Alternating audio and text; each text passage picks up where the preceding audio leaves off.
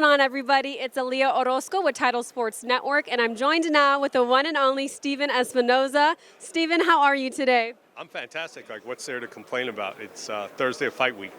I know. This fight week has already been a great one, a heated one to say the least. What are your thoughts on what we saw yesterday at the press conference? Oscar and Canelo's kind of tension? Well, look, a lot of what was said speaks for itself, but one thing that struck me was the timing of it. We didn't see that kind of antagonism at the kickoff press conference.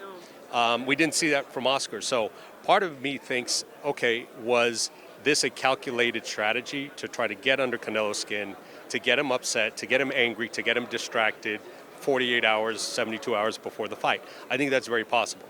Now, regardless if that's true or not, clearly once the floodgates opened, there's a lot that both of them wanted to get off their chest, and it's sort of, you thought it was ending, and then there was more, and then there was more.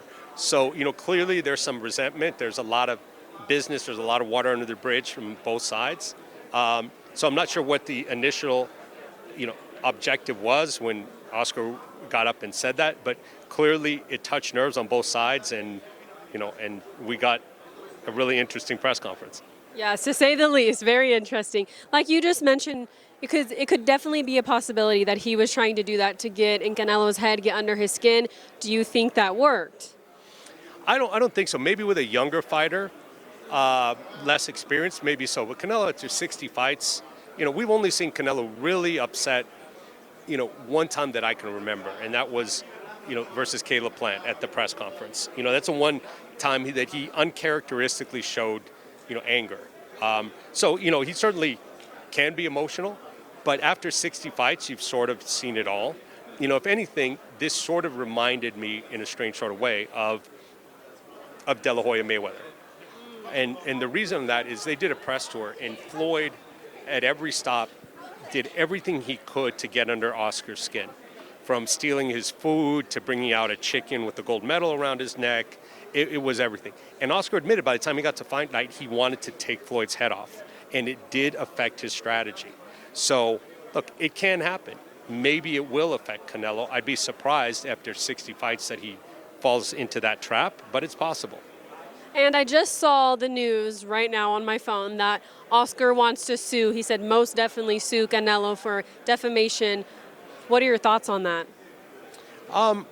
Defamation's, it's a tough case from a legal perspective. You've got to, go back, and there's certain legal standards. But look, there's a lot said in anger.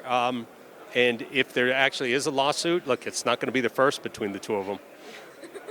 Very true, very true.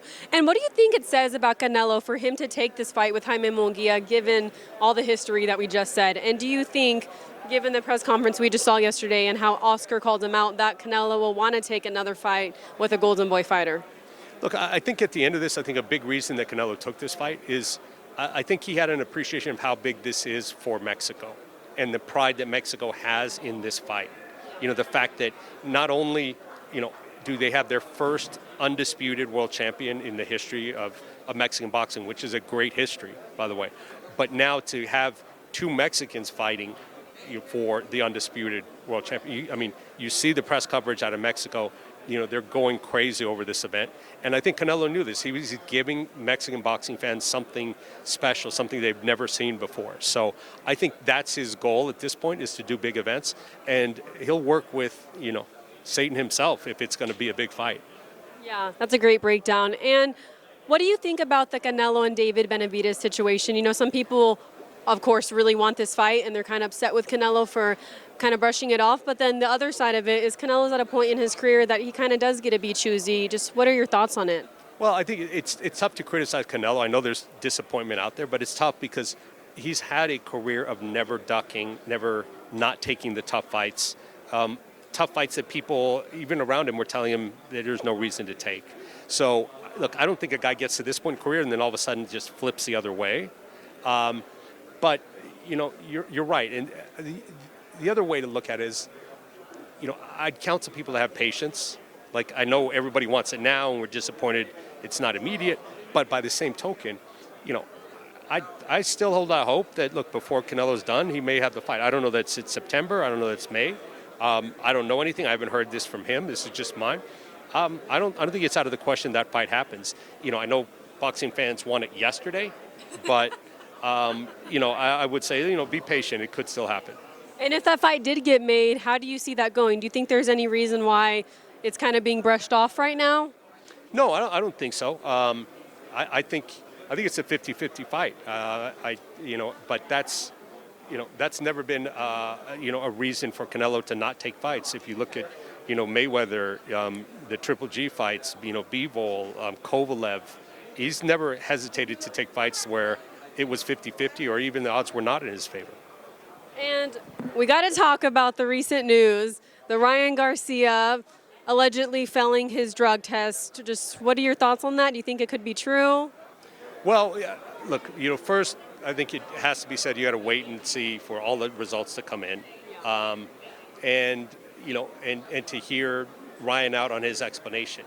For me, I think the takeaway right now is I'm disappointed for the sport because it was such a great fight and a great event and so much excitement and momentum coming out of that fight that is sort of, it's dampened now. It's sort of that. So, instead of going into this fight, which, should be another really great action fight, talking about what a role boxing is on, we've got a little bit of a downer at this point. It's sort of, I'm disappointed for the sport overall. Yeah, and on that note, how do you think the state of boxing currently is? Of course, MMA is on the rise, bare knuckle boxing just came out. Yeah, just what are your thoughts? I think this is a fantastic time to be a boxing fan. It's a time of tremendous change. You've seen networks leave the sport, you've seen streamers come to the sport, you've seen, more, entities like the Saudis coming in. But we're seeing more fights that we didn't think would happen than we have at any point. So I think there's a lot of change, there's a lot of transition. But right now, I think it's an exciting time to be a boxing fan. And there's a point right now where the boxing fans and boxing has a chance to reset itself with new technology, new platforms, and that could leave it healthier in the long term than we've ever seen it before. I love that. And a little bit back to Ryan Garcia. He has called out a lot of people lately. Isaac Cruz, Errol Spence Jr., Sebastian Fundora, and Teofimo Lopez also just called him out at couchweight. In your opinion, out of all those names, who would be the biggest fight and who would be the best fight for Ryan Garcia? Look, I like all of those names, but I'm probably partial to, the Tank rematch. Obviously it did huge business first time around. And I think people look at Ryan in a very different way now. And I think part of the reason that people overreacted and make him such an underdog was because it was an overreaction to what they saw in the Tank fight. And now people are looking back and they're saying, well, maybe at a different weight, maybe without the weight penalty, the fight would go differently. So to me, that's the most intriguing fight and probably the most biggest business fight.